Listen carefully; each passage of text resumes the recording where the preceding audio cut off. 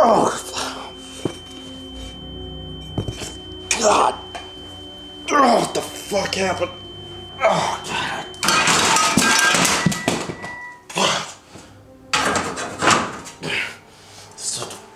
Oh, curse God, it just... What the fuck is that?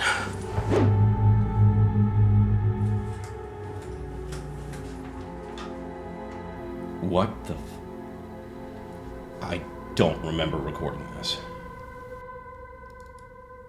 Well, I guess it's time to film another cursed gun images.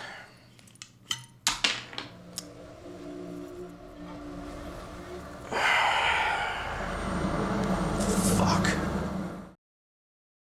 What is up, you sexy YouTube mother lovers, and welcome back to another episode of Cursed Gun Images. I'm your host, Brandon Herrera, and this is the segment where you guys have sent me cursed guns that you found all over the internet. Cursed guns, being guns that are just designed super wacky, have been bubba to high hell, or just all around real fucked up. You guys have sent in your submissions, and I found a few of my own, so as Gen Z says, let's fucking go. First up, what happens when you have a band practice at 3 but a shooting match at 5? You get this big iron, or big woodwind, also known as the, and I'm proud of this one, Rudy Tooty Fluty Shooty. I actually have no idea what the fuck this is. I mean, it clearly doesn't look like a functional firearm of any kind. I'd assume not a functional flute either, but who knows? The only thing that I know it is kind of neat. But moving on. Up next, Yo Dog, I Heard You Like Optics. Also known as every cursed Tarkov build I've ever seen. But seriously, count the scopes and lasers he's got on this thing. Seeing the target is not a problem for this man. In fact, this motherfucker could probably see into the future. My favorite part is what appears to be the reflection of a trailer in one of those scopes. Dude probably had to sell his house for all of that expensive ass hardware. But in all seriousness, I'm sure it's not a serious photo. Just a cool picture. Well done. And if it is serious, touch grass. Now up next, we actually have a first for Cursed Gun Images. We have our first viewer-submitted audition for a cursed gun. And by viewer, I'm of course referring to, specifically, the talking balaclava himself. Administrative results. He has his very own cursed high point that he would like to show off, but first I need to change my t-shirt. Before we go any further, I need to take a moment to thank today's sponsor, Mobile Legends Adventure. Mobile Legends Adventure, or MLA, is the best and most relaxing idle RPG. No grinding needed, just log on and play for as little as 10 minutes a day. You can upgrade your weapons using the idle rewards that your heroes collect for you, even when you're offline. With so many game modes and events, MLA has kept me busy for days. Playing the main storyline, I've been in dungeons and mazes and even played against a few of my friends. You can collect over 100 heroes, each with special skills and moves. Fight until you reach the top with your strongest team. Mobile Legends Adventure is now releasing a new annual event called the New Era that brings many fun updates, including the Golden Wishes event, which is perfect for new players because you can complete a series of tasks to unlock a high-level hero of your choice that will help you demolish your foes. There's also the Tinted Mirage event, which will include the release of a new hero, Farsa. Get Farsa for free before this event ends and follow her storyline to earn all the materials you need to level her up. So help me continue bringing you content like this by clicking the link down below or even scanning the QR code here to download Mobile Legends Adventure today. Also be sure to use my code to get tons of in-game rewards. Thanks to MLA, back to the content. Now without further ado, on to administrative results, Cursed Gun. This right here, this is my problem solver.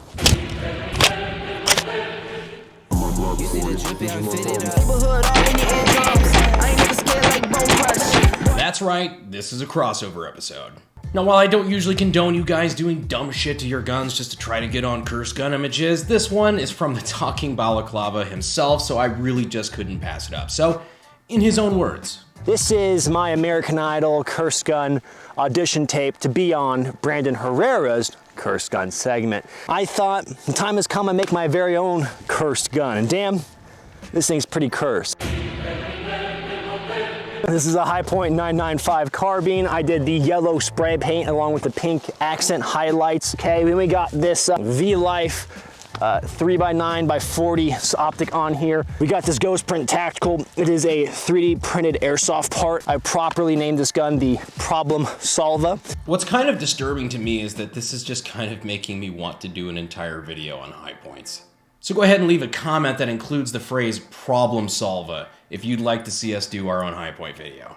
I I have a couple of ideas. But between his attachments, color scheme, and the fact that it's just a high-point carbine, I would say this definitely qualifies as a cursed gun. Also, just another shout out to Edmund Results. He's a really cool dude, up-and-coming YouTuber, so we want to make sure we show him some love. Go ahead and subscribe to him. And if you're not already, make sure you subscribe to me first and foremost. After all, I'm out here putting my sanity and sobriety on the line for you guys, so it's the least you can do. Now, this next entry actually refers back to an older episode of Cursed Gun Images where we had a Nambu pistol, the Japanese service handgun, that had a sword grafted to the top of it. Now, this seems Japanese as fuck, and I still stand by it. It totally is. But not to be outdone, I found out recently that the Americans had their own version. I present to you a very, very, very custom 1911. This piece won 2 world wars and several fencing matches. It looks like it's just very literally a 1911 with kind of a sword and hilt grafted around it. And if that looks weird to you, then I completely agree. But what's weirder is that this was a real fucking thing. This is a rare attachment to the patent saber, which just happens to be it's a fucking 1911. This was a prototype that was apparently made by Rock Island Armory. And if you think that holding your carry handgun out for long periods of time is heavy, just wait till you try this motherfucker. It even has some sort of crude shoulder stock because, you want to be accurate with this thing, I guess. Look, the early 1900s were a weird period for firearm development. Cut them a little bit of slack. The couple of months that the US spent in World War I in the trenches, we kind of figured out you probably either just want a gun or a sword. You don't need a sword gun, although it's really cool. Speaking of World War I, one of the iconic handguns of World War I would have been the C96 broom handle Mauser. But what would happen if you took a C96 and combined it with, let's say, the Thompson submachine gun? Well, you'd get something that kind of looked like this. Because back in the day, if you're going to have an auto pistol, might as well have a foregrip to it. After all, the NFA hadn't been invented yet, so who gives a fuck? I do have to say this was originally posted with the title of the Tluger, which it just triggers me on so many fucking levels. I get what you're getting at, the Thompson, the Luger, or the Tluger. Only it's not a Luger. That is a Luger. This is a broom handle Mauser, which means this would be the Thouser, or the Mauthson. I don't know. What should this be called? I'll leave that up to you guys. But speaking of the broom handle Mauser, there's our next video. Here we have a C96 broom handle Mauser that has been outfitted with some sort of belt feed mechanism. You see, pops open the feed tray, puts the belt right on in, closes it up. Yeah, it's a full auto belt fed Mauser. My initial reaction upon seeing that is, God, this is just Bubba as fuck. But like impressively Bubba'd. Not just like shittily Bubba'd, but like it's actually functional, which is pretty cool. Then of course when I actually clicked on the video and watched it, I realized it was airsoft. Which somehow makes it better and worse. One, okay, it's just an airsoft gun, but at least you didn't have to Bubba a real Mauser. I mean, they're 100-plus-year-old guns. You only have so many floating around. But still, even the fact that this thing actually works and is advancing the belt and everything, that's kind of cool. Hats off to this dude. This is a pretty neat little project. I feel like I'm liking way too many of these cursed gun images so far. I feel like we need to get into foreign territory here and get to some stuff that's a lot worse. My body is ready. So, really upping the ante, this next entry is, something that a lot of you guys have sent me over the last couple of weeks. It's not often that a cursed gun goes completely viral, but this one went viral because it is just absolutely ridiculous. You've probably seen homemade firearms before, but I doubt you've seen anything quite like this. Now, as you can tell by the ruler, these photos probably weren't taken voluntarily by the owner. Thankfully, we do have the full story behind the pistol and how it was obtained, thanks to the Meskwaki Nation Police Department from Iowa. The more names of places I hear in Iowa, the more I'm convinced that Iowa is not a real state, and I have seen very little evidence to prove otherwise. But the post reads, "Dear public and law enforcement agencies, we want to inform you of a public safety and law enforcement matter that came to our attention today. The possessor of this firearm was a felon prohibited from possessing firearms and was previously convicted for possessing firearms. He possessed meth, yeah, no shit. He possessed meth and was previously convicted for distributing cocaine. TLDR, this guy was super cool at parties. We will not be answering any questions about the circumstances of this firearm seizure or the suspect at this time. Although our officers have dubbed this creation the Smith and Methson, this is no laughing matter. Smith and Methson. it's a little bit of a laughing matter. So let's go over what the fuck this Smith and Methson actually is. Aside from a combination of household items and JB Weld in only a way that a meth head could figure out. It is an entirely improvised firearm that is a double-barrel pistol of some sort that uses a Phillips head screwdriver as a firing pin/hammer. According to the Post, it fires 410 gauge shotgun shells, meaning this is only slightly less sketchy than the Taurus Judge. Now, I'm not gonna lie, when I first saw this, I did not think that this was functional. But apparently, it at least kind of is.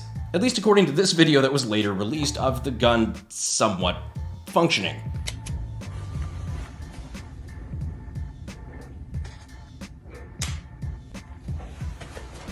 Now, I assumed it probably wasn't functional because of this photo where it looks like one of the, primers is completely blown out and the other one's super indented. It just looked like it was, repetitive action over and over again. Not just a single struck round, but something that he was just doing over and over. And then I remembered this guy was pretty fucking high on meth. So repetitive action for something like this is, that's kind of par for the course. You ever get so high on methamphetamine that you start dry firing a spent casing until it disintegrates? Me either, but this guy has. He's also got a decorative side about him as well. He's got a quarter on the back of the hammer there, which is apparently JB welded on along with the other stack of coins. Which is why, aside from possession of methamphetamine and a firearm by a felon, he's also being charged with defamation of currency.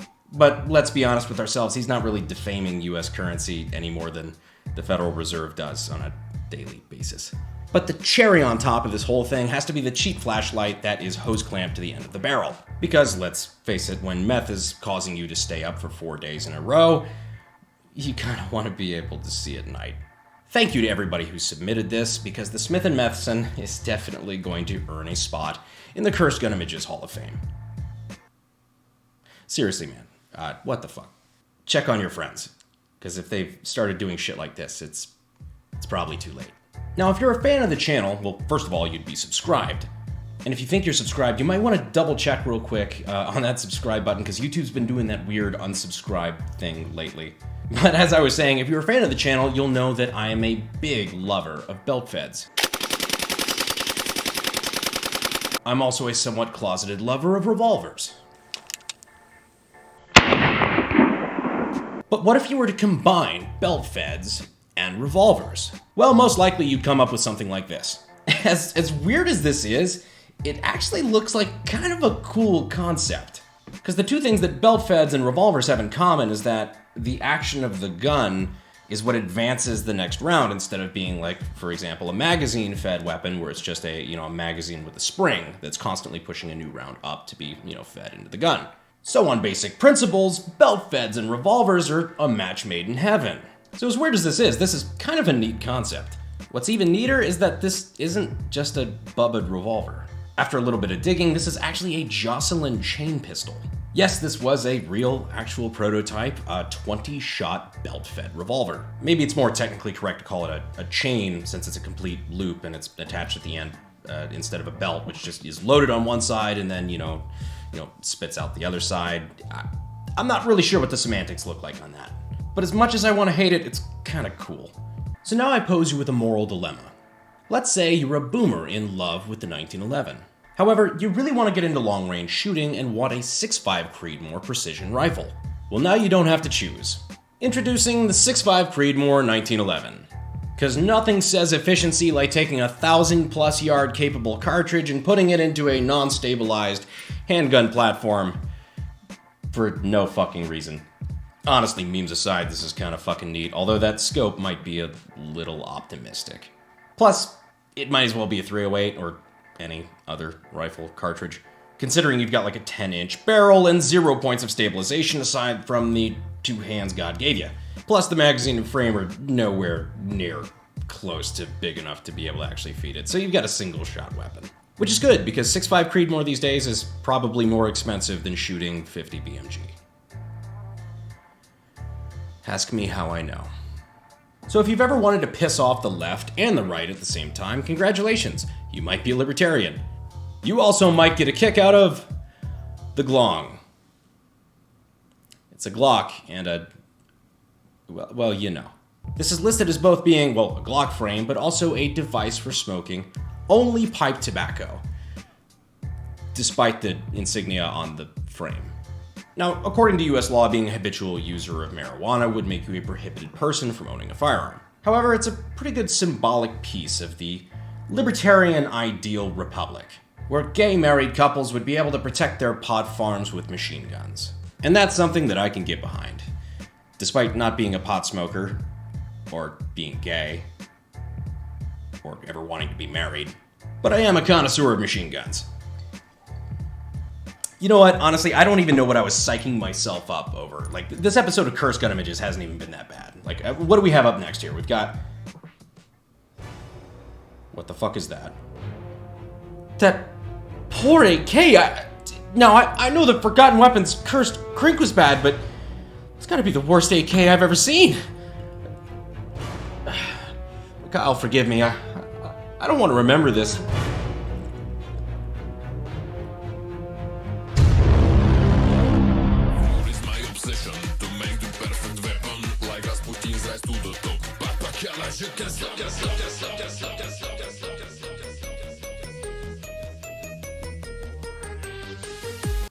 Only it's not a Luger.